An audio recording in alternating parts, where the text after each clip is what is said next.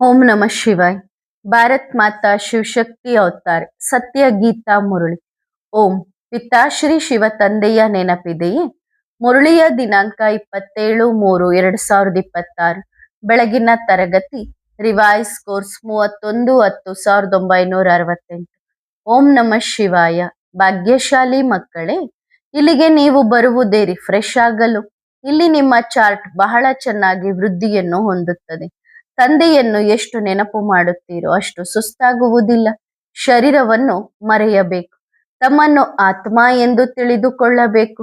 ಒಂದು battery charge ಆಗುತ್ತದೆ ಮತ್ತು ಸಂಪಾದನೆ ಜಮಾ ಆಗುತ್ತದೆ. ಇಲ್ಲಿ ಬೇರೆ ಯಾವುದೇ ವ್ಯವಹಾರ, ವ್ಯಾಪಾರ ಮುಂತಾದವುಗಳಿಲ್ಲ. ಓಂ ನಮಃ ಶಿವಾಯ. ಮಕ್ಕಳು ಯಾರು ಬರುತ್ತಾರೆಯೋ ಬರುವಾಗ ದಾರಿಯಲ್ಲಿ 3-4 ದಿನ ಮುರುಳಿಯನ್ನು ಕೇಳುವುದಿಲ್ಲ. ಈಶ್ವರೀಯ ಶಿಕ್ಷಣದಿಂದ ಗೈರಾಜರಾಗುತ್ತಾರೆ, ಅಂದ್ರೆ ಅಬ್ಸೆಂಟ್ ಆಗುತ್ತಾರೆ. ಆದ್ದರಿಂದ ಅವರು ಮುರುಳಿಯನ್ನು ಓದಬೇಕು. ಯಾವುದಾದರೂ ಪಾಯಿಂಟ್ಸ್ ಇರಬಹುದು, ಅದರಿಂದ ಅವರ ಬುದ್ಧಿ ತೆರೆದುಕೊಳ್ಳಬಹುದು. ಅರ್ಥವಾಗದ ವಿಷಯವನ್ನು ಅರ್ಥ ಮಾಡಿಕೊಳ್ಳಬಹುದು.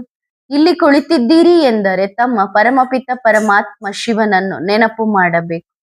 ಇದರಿಂದ ಪಾಪಗಳು ನಾಶವಾಗುತ್ತವೆ. ಶಿವಬಾಬಾ ಪತಿತ ಪಾವನರಾಗಿದ್ದಾರೆ. ಶಿವಬಾಬಾರವರನ್ನು ನೆನಪು ಮಾಡದಿದ್ದರೆ ಪಾವನರಾಗಲು ಸಾಧ್ಯವಿಲ್ಲ. ತಂದೆ ಪ್ರತಿದಿನ ಮಕ್ಕಳಿಗೆ ಹೇಳುತ್ತಾರೆ, ಶಿವ ತಂದೆಯ ನೆನಪಿದೆಯೇ?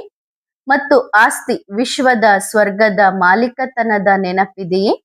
ಹಳೆಯ ಪ್ರಪಂಚದಿಂದ ಹೊಸ ಪ್ರಪಂಚಕ್ಕೆ ಹೋಗಬೇಕಿದೆ ಎಂದು ಮಕ್ಕಳು ತಿಳಿದುಕೊಂಡಿದ್ದಾರೆ. ಪರಮಪಿತ ಪರಮಾತ್ಮನ ಹೊರತು ಬೇರೆ ಯಾರೂ ಇಲ್ಲಿಂದ ಟ್ರಾನ್ಸ್ಫರ್ ಮಾಡಲು ಸಾಧ್ಯವಿಲ್ಲ. ನೀವೀಗ ಓದುತ್ತಿದ್ದೀರಿ, ಹೊಸ ಪ್ರಪಂಚದಲ್ಲಿ ಪದವಿಯನ್ನು ಪಡೆದುಕೊಳ್ಳುತ್ತೀರಿ. ಓದಿಸುವವರು ಅವಶ್ಯವಾಗಿ ಹೆಸರು ಬೇಕು ತಾನೆ? ಕಾಲೇಜಿನಲ್ಲಿ ಹೀಗೆ ಬಹಳಷ್ಟು ಹೇಳುತ್ತಾರೆ, ಇಂಥವರು ಓದಿಸುತ್ತಾರೆ.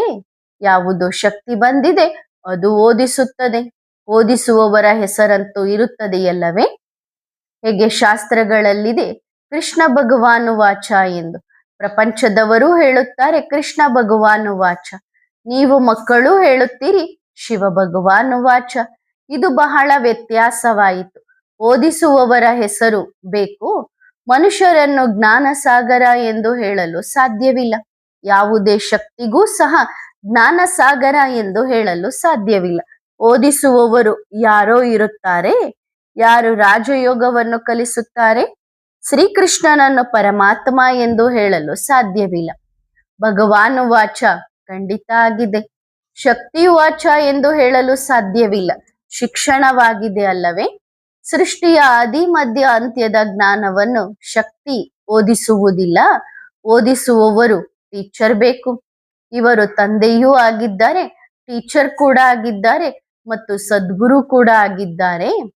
ಮಕ್ಕಳು ತಿಳಿದುಕೊಂಡಿದ್ದಾರೆ, ಎಲ್ಲಿಯವರೆಗೆ ಬದುಕಿರುತ್ತೇವೆಯೋ ಅಲ್ಲಿಯವರೆಗೆ ತಂದೆಯನ್ನು ನೆನಪು ಮಾಡಬೇಕು. ಆಗ ಪಾಪಗಳು ನಾಶವಾಗುತ್ತವೆ. ಒಂದು ವೇಳೆ ಶಿವ ಬಾಬಾರವರನ್ನು ನೆನಪು ಮಾಡದಿದ್ದರೆ ಪಾಪಗಳು ಉಳಿದು ಬಿಡುತ್ತವೆ, ನಾಶವಾಗುವುದಿಲ್ಲ. ಶಕ್ತಿಯನ್ನು ನೆನಪು ಮಾಡುವುದರಿಂದ ಪಾಪಗಳು ನಾಶವಾಗುವುದಿಲ್ಲ. ಶಕ್ತಿ ಓದಿಸಲು ಸಾಧ್ಯವಿಲ್ಲ. ಶಿವನು ಎಲ್ಲ ಆತ್ಮರುಗಳ ತಂದೆಯಾಗಿದ್ದಾರೆ. ಅವರು ಓದಿಸುತ್ತಾರೆ. ಆತ್ಮರಿಗೆ ಶಕ್ತಿ ಓದಿಸುತ್ತಾಳೆ ಎಂಬ ನಿಯಮವಿಲ್ಲ. ಆತ್ಮರ ತಂದೆಯಾಗಿದ್ದಾರೆ. ಅವರಿಗೆ ಪರಮಪಿತ ಪರಮಾತ್ಮ ಸುಪ್ರೀಂ ಸೋಲ್ ಎಂದು ಹೇಳಲಾಗುತ್ತದೆ. ಅವರೇ ಜ್ಞಾನ ಸಾಗರ ಆಗಿದ್ದಾರೆ. ಶಕ್ತಿಯಂತೂ ಏನೂ ಇಲ್ಲ. ಯಾರಿಗೆ ಜ್ಞಾನ ಸಾಗರ ಎಂದು ಹೇಳಲಾಗುವುದು, ಜ್ಞಾನದ ಸಾಗರ ಎಂದು ಶಕ್ತಿಗೆ ಹೇಳುವುದಿಲ್ಲ. ಶಕ್ತಿ ಯಾವುದೇ ವಸ್ತು ಅಥವಾ ಪದಾರ್ಥವಲ್ಲ. ಶಿಕ್ಷಣಕ್ಕೆ ಶಕ್ತಿ ಎಂದು ಹೇಳಲು ಸಾಧ್ಯವಿಲ್ಲ. ಶಿಕ್ಷಣ ಸೋರ್ಸ್ ಆಫ್ ಇನ್ಕಮ್ ಆಗಿದೆ. ಈ ಶಿಕ್ಷಣದಿಂದ 21 ಜನ್ಮಗಳ ಆಸ್ತಿ ಸಿಗುತ್ತದೆ. ಒಂದು ವೇಳೆ ಶಕ್ತಿಯನ್ನು ಒಪ್ಪಿಕೊಂಡರೆ, ಶಿವನನ್ನು ನೆನಪು ಮಾಡದಿದ್ದರೆ ಪಾಪಗಳು ನಾಶವಾಗುವುದಿಲ್ಲ. ಆಗ ಯಾವುದೇ ಲಾಭವೂ ಆಗುವುದಿಲ್ಲ. ಉಳಿದಂತೆ ಪ್ರೀತಿಯಂತೂ ಬಹಳಷ್ಟು ಜನರಲ್ಲಿ ಇರುತ್ತದೆ. ಎಂತಹ ಒಳ್ಳೆಯ ಕುಟುಂಬಗಳಿರುತ್ತವೆ ಎಂದರೆ ಬಹಳ ಪ್ರೀತಿ ಇರುತ್ತದೆ. 5-6 ಜನ ಸೊಸೆಯಂದಿರು, 5-6 ಮಕ್ಕಳು, ತಂದೆ ತಾಯಿ ಅವರೆಲ್ಲರೂ ಹೀಗಿರುತ್ತಾರೆಂದರೆ ಸ್ವರ್ಗವೇ ಇರುವಂತೆ ಅನುಭವವಾಗುತ್ತದೆ. ಅಂದ್ರೆ ಒಟ್ಟು ಕುಟುಂಬವಾಗಿರುತ್ತದೆ. ಇಲ್ಲಿ ನಿಮಗೆ ಜ್ಞಾನ ಸಿಗುತ್ತದೆ. ನಿಜವಾದ ಸ್ವರ್ಗವಾಸಿಗಳಾಗಲು ಜ್ಞಾನ ಸಿಗುತ್ತಿದೆ. ಇಲ್ಲಿ ನರಕವೇ ಇದೆ, ಸ್ವರ್ಗವಾಸಿಯಾಗಬಹುದು. ಪರಮಪಿತ ಪರಮಾತ್ಮ ಶಿವನನ್ನು ನೆನಪು ಮಾಡಿದರೆ, ಯಾರಾದರೂ ಅರ್ಥ ಮಾಡಿಕೊಳ್ಳದಿದ್ದರೆ ಅವರ ಅದೃಷ್ಟದಲ್ಲಿ ಇಲ್ಲ ಎಂದು ತಿಳಿದುಕೊಳ್ಳಲಾಗುತ್ತದೆ. ಸ್ವರ್ಗದಲ್ಲಂತೂ ಬಹಳಷ್ಟು ಜನ ಬರುತ್ತಾರೆ, ಸೆಮಿ ಸ್ವರ್ಗದಲ್ಲಿಯೂ ಬರುತ್ತಾರೆ. ಮಹಾಭಾರತದ ಯುದ್ಧದ ವರ್ಣನೆಯು ಗೀತೆಯಲ್ಲಿದೆ. ಭಗವಾನುವಾಚ, ನಾನು ರಾಜಯೋಗವನ್ನು ಕಲಿಸುತ್ತೇನೆ, ರಾಜರುಗಳಿಗೂ ರಾಜರನ್ನಾಗಿ ಮಾಡುತ್ತೇನೆ. ಆದ್ದರಿಂದ ಮಹಾಭಾರತದ ಯುದ್ಧವೂ ಇದೆ. ತಂದೆ ಹೇಳುತ್ತಾರೆ, ನಾನು ರಾಜಯೋಗವನ್ನು ಕಲಿಸುತ್ತೇನೆ. ಯಾವುದೇ ಮನುಷ್ಯ ಅಥವಾ ದೇವತೆ ಕಲಿಸಲು ಸಾಧ್ಯವಿಲ್ಲ. ವಿನಾಶವು ಎದುರಿಗೆ ನಿಂತಿದೆ, ಗೊಂದಲಕ್ಕೊಳಗಾಗುವ ಮಾತೇ ಇಲ್ಲ. ಉಳಿದಂತೆ ಹೌದು, ಧಾರಣೆ ಕಡಿಮೆ ಇದೆ. ಪರಮಪಿತ ಪರಮಾತ್ಮ ಶಿವನಿಗೆ ಸರ್ವಶಕ್ತಿವಾನ್ ಎಂದು ಹೇಳಲಾಗುತ್ತದೆ. ಹಾಗಾದರೆ ಅವರು ತಂದೆಯಾಗಿದ್ದಾರಲ್ಲವೇ? ವರ್ಲ್ಡ್ ಆಲ್ಮೈಟಿ ಖಂಡಿತ ಯಾವುದೋ ವಸ್ತುವಾಗಿದೆ. World almighty supreme soul. ಎಲ್ಲ ಆತ್ಮರುಗಳು ಓದುತ್ತಾರೆ. ABCDಯನ್ನು ಆತ್ಮವೇ ಓದುತ್ತದೆ. ಅಂದರೆ ಲೌಕಿಕ ಶಿಕ್ಷಣವನ್ನು ಆತ್ಮವೇ ಓದುತ್ತದೆ, ಅಲೌಕಿಕ ಶಿಕ್ಷಣವನ್ನು ಆತ್ಮವೇ ಓದುತ್ತದೆ. ಆತ್ಮವೇ ಸಂಸ್ಕಾರವನ್ನು ತೆಗೆದುಕೊಂಡು ಹೋಗುತ್ತದೆ. ದಾನ ಪುಣ್ಯದ ಸಂಸ್ಕಾರವನ್ನು ಆತ್ಮವೇ ತೆಗೆದುಕೊಂಡು ಹೋಗುತ್ತದೆ. ನಂತರ ಆತ್ಮ ಶರೀರದ ಜೊತೆ ಅನುಭವಿಸುತ್ತದೆ. ಅಶರೀರಿಯಾಗಿದ್ದರೆ ಯಾವುದೇ ಪಾತ್ರ ಇಲ್ಲ. ಇದು ಕರ್ಮಕ್ಷೇತ್ರವಾಗಿದೆ. ಇಲ್ಲಿ ಒಳ್ಳೆಯ ಅಥವಾ ಕೆಟ್ಟ ಕರ್ಮವನ್ನು ಮಾಡಲಾಗುತ್ತದೆ. ಸತ್ಯಯುಗದಲ್ಲಿ ಕೇವಲ ಒಳ್ಳೆಯ ಕರ್ಮ ಎಂದು ಹೇಳಲಾಗುತ್ತದೆ, ಕೆಟ್ಟದ್ದು ಇರುವುದಿಲ್ಲ. ಏಕೆಂದರೆ ಅಲ್ಲಿ ರಾವಣನ ರಾಜ್ಯವೇ ಇಲ್ಲ. ಸ್ಟೂಡೆಂಟ್ಗಳಿಗೆ ಖುಷಿ ಅಥವಾ ದುಃಖ ಖಂಡಿತ ಇರುತ್ತದೆ. ಸತ್ಯಯುಗದಲ್ಲಿ ಇದು ಇರುವುದಿಲ್ಲ. ಇಲ್ಲಿ ಎರಡೂ ಇವೆ. ಆದ್ದರಿಂದ ಶಿಕ್ಷಣವನ್ನು ಎಂದಿಗೂ ಮಿಸ್ ಮಾಡಬಾರದು. ಯಾರಾದರೂ ಓದುತ್ತಿದ್ದರೆ ಉನ್ನತಿಯನ್ನು ಹೊಂದುತ್ತಿರುತ್ತಾರೆ. ನೀವು ಪ್ರತಿದಿನ ಹೊಸ ಹೊಸ ಪಾಯಿಂಟ್ಸ್ಗಳನ್ನು ಕೇಳುತ್ತೀರಿ, ನೆನಪು ಮಾಡುತ್ತೀರಿ. ಇದರಿಂದ ಪಾಪಗಳು ನಾಶವಾಗುತ್ತವೆ. ಓದಿಸುವವರ ಗುರುತು ಅವಶ್ಯವಾಗಿ ಬೇಕು. ಪರಮಪಿತ ಪರಮಾತ್ಮನಿಂದ ಶಕ್ತಿಯ ಆಸ್ತಿ ಸಿಗುತ್ತದೆ. ಭಾರತವು ನಿರ್ಬಲವಾಗಿದೆ. ತಂದೆಯನ್ನು ನೆನಪು ಮಾಡದಿದ್ದರೆ ಪವಿತ್ರರಾಗಿಯೂ ಇರಲು ಸಾಧ್ಯವಿಲ್ಲ. ಈಗ ಸರ್ವಶಕ್ತಿವಾನ್ ಪರಮಪಿತ ಪರಮಾತ್ಮ ಶಿವನನ್ನು ನೆನಪು ಮಾಡಬೇಕು. ಪರಮಪಿತ ಶಿವನಿಂದ ಶಕ್ತಿಯ ಆಸ್ತಿ ಸಿಗುತ್ತದೆ. ಶಕ್ತಿ ಯಾವುದೇ ತಾಯಿ, ತಂದೆ, ಸಹೋದರ, ಸಹೋದರಿಯಲ್ಲ. ತಂದೆ ನಿರಾಕಾರರಾಗಿದ್ದಾರೆ, ಉಳಿದವರೆಲ್ಲರೂ ನಿರಾಕಾರಿ ಆತ್ಮಗಳಾಗಿದ್ದಾರೆ. ಎಲ್ಲರೂ ಇಲ್ಲಿಗೆ ಬಂದು ಪಾತ್ರವನ್ನು ಅಭಿನಯಿಸಬೇಕಾಗಿದೆ. ಅವಿನಾಶಿ ಪಾತ್ರ ಸಿಕ್ಕಿದೆ. ಪಾತ್ರ ಹೆಚ್ಚು ಕಡಿಮೆ ಆಗಲು ಸಾಧ್ಯವಿಲ್ಲ. ಕಲ್ಯಾಣಕಾರಿ ತಂದೆಯೇ ಆಗಿದ್ದಾರೆ. ಮಕ್ಕಳು ಸಹ ನಂತರ ಹೀಗೆಯೇ ಆಗುತ್ತಾರೆ.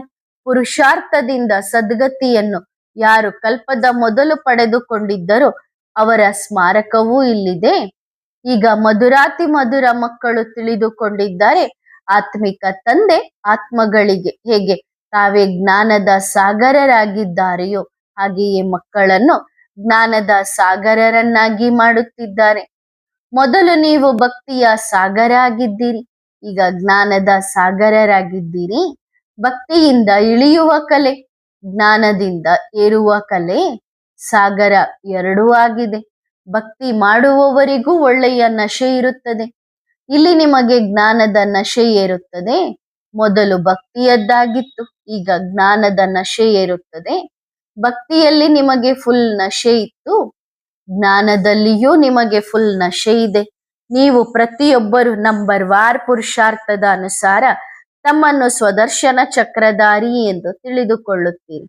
ಖಂಡಿತ ನಾವು ಜ್ಞಾನದ ಸಾಗರರಾಗಿದ್ದೆವು ಮತ್ತು ಭಕ್ತಿಯ ಸಾಗರರೂ ಆಗಿದ್ದೆವು.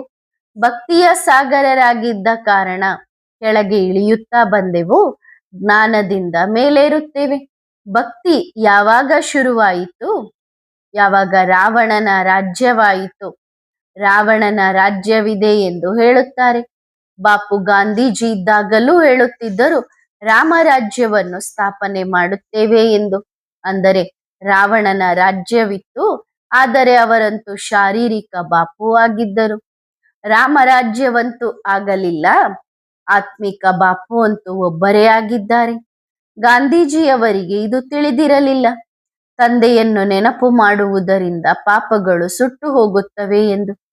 ಈ ಬೇಹದ್ದಿನ ಬಾಪು ತಮ್ಮ ಜೊತೆ ಯೋಗವನ್ನು ಕಲಿಸುತ್ತಾರೆ, ಏಕೆಂದರೆ ನನಗೆ ಪತಿತ ಪಾವನ ಎಂದು ಹೇಳುತ್ತಾರೆ. ಆದ್ದರಿಂದ ಪಾವನರಾಗುವ ಯೋಗವನ್ನು ಕಲಿಸಿ ನಿಮ್ಮನ್ನು ಪಾವನರನ್ನಾಗಿ ಮಾಡುತ್ತಾರೆ. ಮನುಷ್ಯರು ಪಾತ್ರಧಾರಿಯಾಗಿದ್ದುಕೊಂಡು ಭಗವಂತನ ಬಗ್ಗೆ ತಿಳಿಯದಿದ್ದರೆ ನಾಸ್ತಿಕ ಎಂದು ಹೇಳಲಾಗುತ್ತದೆ. ಈಗ ನೀವು ತಂದೆಯ ಬಗ್ಗೆ ತಿಳಿದುಕೊಂಡಿದ್ದೀರಿ ಮತ್ತು ರಚನೆಯ ಆದಿ ಮಧ್ಯ ಅಂತ್ಯವನ್ನು ತಿಳಿದುಕೊಂಡಿದ್ದೀರಿ. ಪ್ರತಿಯೊಬ್ಬರು ತಿಳಿದುಕೊಳ್ಳಬೇಕು, ನಾವು ಸ್ವದರ್ಶನ ಚಕ್ರಧಾರಿಗಳಾಗಿದ್ದೇವೆ ಮತ್ತು ನಂತರ ತಮ್ಮ ಸಮಾನರನ್ನಾಗಿಯೂ ಮಾಡಿಕೊಳ್ಳಬೇಕು. ಅಂದರೆ ತಮ್ಮ ಪ್ರಜೆಯನ್ನು ರೆಡಿ ಮಾಡಿಕೊಳ್ಳುತ್ತೀರಿ. ಮಕ್ಕಳು ತಮ್ಮ ರಾಜಧಾನಿ ಮತ್ತು ಪ್ರಜೆಯನ್ನು ರೆಡಿ ಮಾಡಿಕೊಳ್ಳಬೇಕು. ಗೃಹಸ್ಥ ವ್ಯವಹಾರದ ಕರ್ತವ್ಯವನ್ನು ಮಾಡುತ್ತಾ ಒಬ್ಬರಿಗೊಬ್ಬರಿಗೆ ಈ ಬಣ್ಣವನ್ನು ಹಚ್ಚಬೇಕು, ಪಾವನರನ್ನಾಗಿ ಮಾಡಬೇಕು. ಮಕ್ಕಳು ಅರ್ಥ ಮಾಡಿಕೊಳ್ಳುತ್ತಾ ಮುಂದೆ ಹೋಗುತ್ತಾರೆ. ಪಾವನ ಪ್ರಪಂಚಕ್ಕೆ ಸ್ವರ್ಗ, ಪತಿತ ಪ್ರಪಂಚಕ್ಕೆ ನರಕ ಎಂದು ಹೇಳಲಾಗುತ್ತದೆ. ಹಳೆಯ ಎಲೆಗಳಂತೂ ದೇವಿ ದೇವತಾ ಧರ್ಮದವರಾಗಿದ್ದಾರೆ. ಅವರ ಬುದ್ಧಿಯಲ್ಲಿ ಇದು ಕುಳಿತುಕೊಳ್ಳುತ್ತದೆ.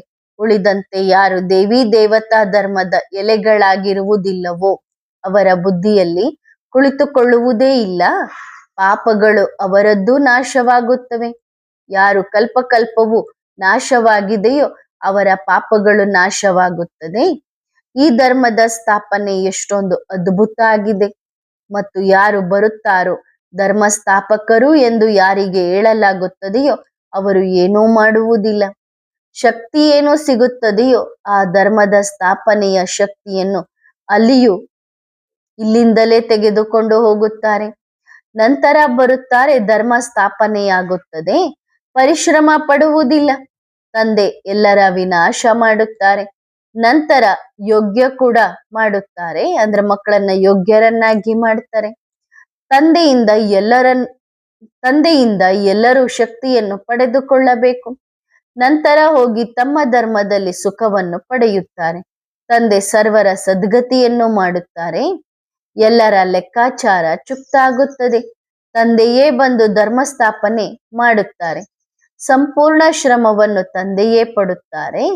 ಸರ್ವರ ಸದ್ಗತಿ ದಾತರಾಗಿದ್ದಾರಲ್ಲವೇ, ಆದ್ದರಿಂದ ಅವರಿಗೆ ಎಲ್ಲರೂ ಪರಮಪಿತ ಪರಮಾತ್ಮ ಶಿವ ಎಂದು ಹೇಳುತ್ತಾರೆ. ಇವರಿಗೆ ಎಷ್ಟೊಂದು ಪರಿಶ್ರಮ ಪಡಬೇಕಾಗುತ್ತದೆ. ಎಲ್ಲ ಧರ್ಮ ಸ್ಥಾಪಕರು ಬಂದು ಮಂತ್ರವನ್ನು ತೆಗೆದುಕೊಳ್ಳುತ್ತಾರೆ. ಮನ್ಮನಾಭವ ಮಧ್ಯಾಜೀಭವ. ದಿನ ಪ್ರತಿದಿನ ನಿಮ್ಮಲ್ಲಿ ಜ್ಞಾನದ ಹರಿತ ತುಂಬುತ್ತಾ ಹೋಗುತ್ತದೆ. ಎಷ್ಟು ನೆನಪಿನ ಯಾತ್ರೆಯಲ್ಲಿರುತ್ತೀರೋ ಆಗ ಗುಣಗಳು ಸಹ ಬರುತ್ತವೆ. ನೆನಪಿನ ಯಾತ್ರೆಯಲ್ಲಿ ಬಹಳ ಲಾಭವಿದೆ. ವಿಘ್ನಗಳು ಸಹ ಇದರಲ್ಲಿಯೇ ಬರುತ್ತವೆ, ಏಕೆಂದರೆ ನೀವು ಪಾವನರಾಗುತ್ತೀರಿ. ಮಾಯಾ ರಾವಣ ಪತಿತರನ್ನಾಗಿ ಮಾಡುತ್ತಾನೆ, ಆದ್ದರಿಂದ ವಿಘ್ನಗಳನ್ನು ಹಾಕುತ್ತಾನೆ. ಕಲ್ಪದ ಹಿಂದೆಯೂ ಹೀಗೆಯೇ ಆಗಿತ್ತು. ಈ ಸಮಯದವರೆಗೆ ಏನು ಸ್ಥಾಪನೆಯಾಗಿದೆಯೋ ಬಹು ಕಲ್ಪದ ಹಿಂದೆಯೂ ಆಗಿತ್ತು. ಬಲೆ ಮನುಷ್ಯರು ಪಾಪ ಶಾಸ್ತ್ರಗಳನ್ನು ಹಿಡಿದು ಕುಳಿತಿದ್ದಾರೆ, ಅಜ್ಞಾನದ ನಿದ್ದೆಯಲ್ಲಿ ಮಲಗಿದ್ದಾರೆ. ಅವರು ಭಕ್ತಿಯಲ್ಲಿ ಎಷ್ಟೊಂದು ನಷ್ಟವನ್ನು ಹೊಂದುತ್ತಾರೆ. ತಂದೆ ತಿಳಿಸಿದ್ದಾರೆ, ನೀವು ಎಷ್ಟೊಂದು ಸಾಹುಕಾರರಾಗಿದ್ದೀರಿ. ಸ್ವರ್ಗದ ಮಹಿಮೆ ಇದೆಯಲ್ಲವೇ. ಮಕ್ಕಳು ತಿಳಿದುಕೊಂಡಿದ್ದಾರೆ, ನಾವು ವಿಶ್ವದ ಮಾಲೀಕರಾಗಿದ್ದೆವು. ಈಗ ಈ ಶರೀರವನ್ನು ಬಿಟ್ಟು ನಂತರ ನಾವು ವಿಶ್ವದ ರಾಜಕುಮಾರರಾಗುತ್ತೇವೆ. ಎಷ್ಟೊಂದು ದೊಡ್ಡ ರಾಜಧಾನಿ ಸ್ಥಾಪನೆಯಾಗುತ್ತದೆ. ರಾಜಧಾನಿಯನ್ನು ಕೇವಲ ತಂದೆಯೇ ಬಂದು ಸ್ಥಾಪನೆ ಮಾಡುತ್ತಾರೆ. ಆದ್ದರಿಂದ ಎಲ್ಲರೂ ಪುರುಷಾರ್ಥ ಮಾಡಬೇಕು. ಹೇಳುತ್ತಾ ಕೂರುತ್ತಾ ನಡೆಯುತ್ತಾ ತಿರುಗಾಡುತ್ತಾ ತಂದೆಯನ್ನು ನೆನಪು ಮಾಡಬೇಕು. ಆಧ್ಯಾತ್ಮಿಕ ಜ್ಞಾನ ಎಂಬ ಪದವನ್ನು ಹೇಳುತ್ತಾರೆ, ಆದರೆ ಪ್ರಪಂಚದಲ್ಲಿ ನೀವು ಮಕ್ಕಳ ಹೊರತು ಬೇರೆ ಯಾರೂ ಇದನ್ನು ತಿಳಿದುಕೊಂಡಿಲ್ಲ. ತಂದೆ ತಿಳಿಸುತ್ತಾರೆ, ಭಕ್ತಿ ಮಾರ್ಗ ಎಷ್ಟೊಂದು ದೊಡ್ಡ ಅಜ್ಞಾನ ಮಾರ್ಗವಾಗಿದೆ. ಜ್ಞಾನದಿಂದ ನಿಮ್ಮ ಸದ್ಗತಿಯಾಗುತ್ತದೆ. ಅಜ್ಞಾನಕ್ಕೆ ಅಂದ್ರೆ ತಿಳುವಳಿಕೆ ಇಲ್ಲದೆ ಮಾಡುವುದು ಭಕ್ತಿ ಎಂದು ಹೇಳಲಾಗುತ್ತದೆ.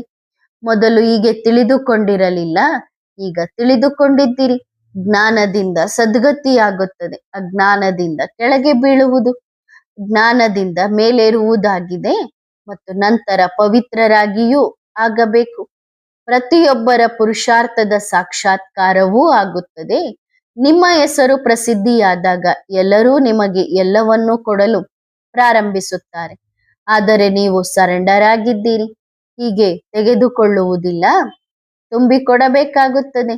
ಬಾಬಾ ತುಂಬಿಕೊಟ್ಟರೆ ನಂತರ ನಮಗೆ ಕಡಿಮೆಯಾಗುತ್ತದೆ ಎಂದರೆ ಇದಂತೂ ಅಂದರೆ ಇಲ್ಲಿಯೇ ಇರುವುದೆಲ್ಲವೂ ಮಣ್ಣಿನಲ್ಲಿ ಮಣ್ಣಾಗಿ ಹೋಗುತ್ತದೆ, ಯಾರಿಗೂ ಉಪಯೋಗಕ್ಕೆ ಬರುವುದಿಲ್ಲ. ನೀವು ಮಕ್ಕಳು ತಿಳಿದುಕೊಂಡಿದ್ದೀರಿ, ಹೊಸ ಪ್ರಪಂಚದಲ್ಲಿ ಎಲ್ಲವೂ ಹೊಸ ವಸ್ತುಗಳೇ ಸಿಗುತ್ತವೆ. ಹೊಸ ಪ್ರಪಂಚಕ್ಕೆ ಸ್ವರ್ಗ ಎಂದು ಹೇಳಲಾಗುತ್ತದೆ. Wonder of the world, new world. ಉಳಿದಂತೆ 7 ಅದ್ಭುತಗಳು ಹಳೆಯ ಪ್ರಪಂಚದ್ದಾಗಿದೆ, ಆದರೆ ಸತ್ಯಯುಗ ಹೊಸ ಪ್ರಪಂಚದ ಅದ್ಭುತವಾಗಿದೆ. ಅವೆಲ್ಲವೂ ಇರುವುದಿಲ್ಲ, ಅಂದ್ರೆ ಸ್ವರ್ಗದಲ್ಲಿ 7 ಅದ್ಭುತಗಳಿರುವುದಿಲ್ಲ, ಇಲ್ಲಿಯ ವಸ್ತುವು ಇರುವುದಿಲ್ಲ, ಅಲ್ಲಿ ನೋಡುವವರು ಇರುವುದಿಲ್ಲ. ಈ ಎಲ್ಲಾ ಜ್ಞಾನ ಬುದ್ಧಿಯಲ್ಲಿ ಇರಬೇಕು. ಫಾದರ್ ಶೋಸ್ ಸನ್, ಆತ್ಮಿಕ ತಂದೆ ಎಲ್ಲ ಆತ್ಮರುಗಳಿಗೆ ತಿಳಿಸುತ್ತಾರೆ. ನಂತರ ಅವರು ಬೇರೆ ಆತ್ಮರಿಗೆ ತಿಳಿಸುತ್ತಾರೆ, ಮಕ್ಕಳೇ ಸೇವೆ ಮಾಡಬೇಕಾಗಿದೆ. ಆದ್ದರಿಂದ ಬಾಬಾ ಇಲ್ಲಿ ಕುಳಿತುಕೊಂಡಿದ್ದಾರೆ. ಸ್ವಲ್ಪವೂ ಯೋಚನೆ ಇರುವುದಿಲ್ಲ. ಸೇವೆಯಿಂದ ಆಶ್ಚರ್ಯಪಡಿಸುವ ಯೋಚನೆಯೂ ಇರುವುದಿಲ್ಲ, ಮನಸ್ಸು ಆಗುವುದಿಲ್ಲ.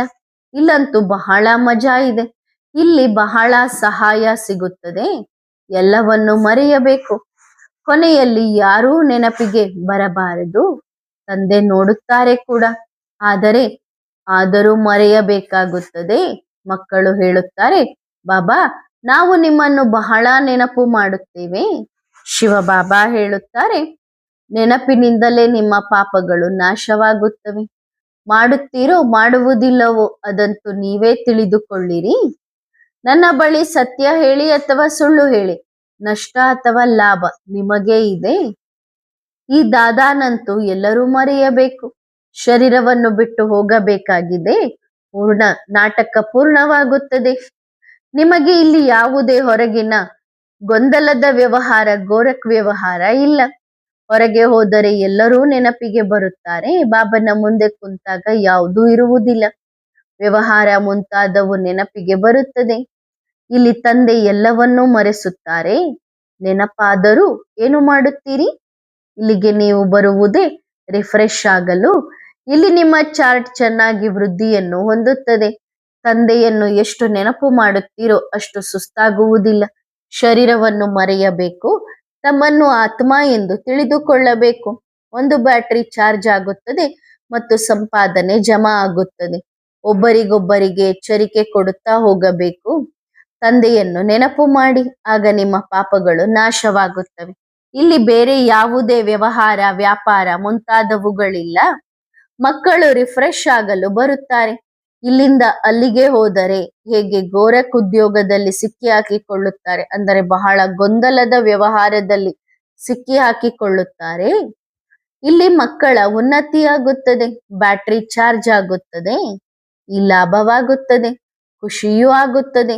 ನಾವು ಈಶ್ವರಿಯ ಪರಿವಾರದಲ್ಲಿ ಕುಳಿತಿದ್ದೇವೆ, ಅಸುರಿ ಪರಿವಾರದ ಯಾವುದೇ ಮಾತಿಲ್ಲ. ನೀವೆಲ್ಲರೂ ಹಂಸಗಳಾಗಿದ್ದೀರಿ, ಕೊಕ್ಕರೆ ಯಾರೂ ಇಲ್ಲ. ಆದ್ದರಿಂದ ನಿಮಗೆ ಆಕರ್ಷಣೆಯಾಗುತ್ತದೆ. ಸಮ್ಮುಖದಲ್ಲಿ ಇರುವುದರಿಂದ ಬ್ಯಾಟರಿ ಚೆನ್ನಾಗಿ ಚಾರ್ಜ್ ಆಗುತ್ತದೆ, ಮಕ್ಕಳಿಗೂ ಖುಷಿಯಾಗುತ್ತದೆ. ಹೊರಗಡೆಯಂತೂ ಮಿತ್ರ ಸಂಬಂಧಿಕರು ಮುಂತಾದವರ ನೆನಪು ಬರುತ್ತಿರುತ್ತದೆ, ಇಲ್ಲಿ ಬರುವುದಿಲ್ಲ. ನಾವೆಲ್ಲರೂ ಸಹೋದರ ಸಹೋದರರಾಗಿದ್ದೇವೆ ಮತ್ತು ಸಹೋದರ ಸಹೋದರಿಯರಾಗಿದ್ದೇವೆ. ಕ್ರಿಮಿನಲ್ ದೃಷ್ಟಿಯ ಮಾತೇ ಇಲ್ಲ. ನೀವು ಮಕ್ಕಳಿಗೆ ಭಯವಿದೆ. ಸ್ವಲ್ಪವೂ ಕೆಟ್ಟ ನಡವಳಿಕೆ ಇದ್ದರೆ ಆಗ ಹೆಸರು ಹಾಳಾಗುತ್ತದೆ. ಇಲ್ಲಿ ಯಾವುದೇ ಕೊಕ್ಕರೆ ಇಲ್ಲ. ಇಲ್ಲಿ ಮತ್ತು ಅಲ್ಲಿಗೆ ಬಹಳ ವ್ಯತ್ಯಾಸವಿದೆ. ತಂದೆಯ ಸಮ್ಮುಖಕ್ಕೆ ಬರುವುದರಿಂದ ಬಹಳ ಲಾಭವಾಗುತ್ತದೆ. ಬಹಳಷ್ಟು ಜನರಿದ್ದಾರೆ, ಯಾರಿಗೆ ಗದ್ದಲ ಗಲಾಟೆ ಇಷ್ಟವಾಗುವುದಿಲ್ಲ. ಒಳ್ಳೆಯ ಸಂಘ ನಮ್ಮನ್ನು ಮೇಲೆತ್ತುತ್ತದೆ, ಕುಸಂಗ ನಮ್ಮನ್ನು ಮುಳುಗಿಸುತ್ತದೆ. ಇಲ್ಲಿ ಕುಸಂಗದ ಮಾತೇ ಇಲ್ಲ. ನೀವು ಮುತ್ತುಗಳನ್ನು ಆರಿಸುವವರಾಗಿದ್ದೀರಿ. ಧಾರಣೆ ಮಾಡಿಕೊಳ್ಳುವವರಾಗಿದ್ದೀರಿ. ಅವರು ಕಸ ಕಡ್ಡಿಯನ್ನು ಆಯ್ಕೆ ಮಾಡುವವರಾಗಿದ್ದಾರೆ. ಆದ್ದರಿಂದ ಮನಸ್ಸು ಹಿಂದೆಗೆಯುತ್ತದೆ. ಬಹಳ ನಷ್ಟವನ್ನು ಉಂಟು ಮಾಡಿಕೊಳ್ಳುತ್ತಾರೆ. ಇಲ್ಲಂತೂ ಎಲ್ಲರೂ ಹಂಸಗಳಾಗಿದ್ದಾರೆ, ಬೇರೆ ಯಾರೂ ಇಲ್ಲ.